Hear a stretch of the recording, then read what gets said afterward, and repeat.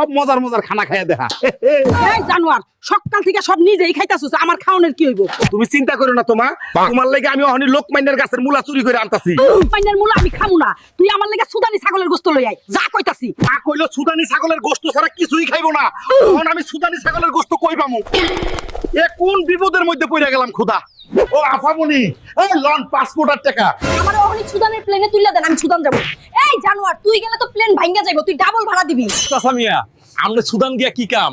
আমনেও কি সুদানি ছাগলের গোশত খাইবেন নি? এই জানোয়ার তুই চুপ করবি নাকি লাঠি দিয়ে প্লেনেরটা ফালাই দিমু? সুদানে আয়া পড়ছি, কিন্তু সুদানি ছাগল তো খুঁজা পাইতাছি না।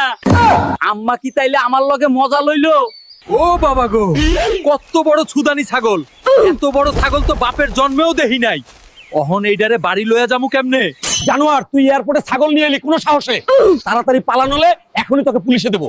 স্যার গো, আমার পুলিশে দিয়েন না, আমি গরিব মানুষ। এ ছাগল, আইছিলাম প্লেনে কইরা, অহন তোর লাইগা জাহাজে কইরা বাড়িত যাইতাছি।